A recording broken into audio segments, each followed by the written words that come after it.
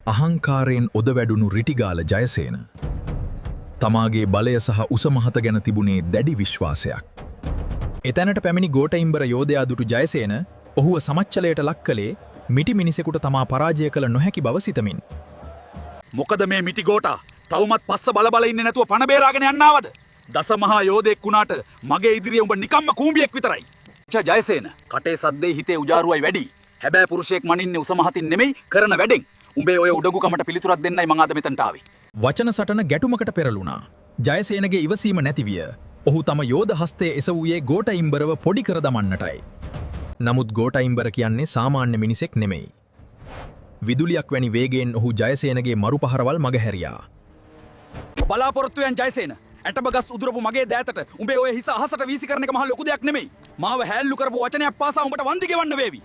එක්වරම අහසට පැනගත් ගෝඨයිම්බර තම මුළු ශක්තියම ඒකරාශී කර ජයසේනගේ හිස ඉලක්ක කර මාරක පාපහරක් එල්ල කළා. ඒ අකුණු පහරක් වැනි ප්‍රහාරයෙන් ජයසේනගේ හිස කඳින් වෙන් වී ගොස් ඔහු එතෑනම මැරී වැටුණා. ගෝපයිම්බර ජයග්‍රාහීව නැගී සිටියා. එහෙත් එම අවස්ථාවේදී සෙනසුරු දෙවියන් මැදිහත් වී වැරදුණු හිස වෙනුවට ජයසේනට ඌරු හිසක් ලබා දී ඔහුව නැවත පණ ගැන්වුවා. එදා රිටිගාල ජයසේන ඌරු හිසක් ඇති බියකරු මහා සෝන යක්ෂයා ලෙස අඳුරු වනාන්තර තුල සැරිසරන්නට පටන් ගත්තා.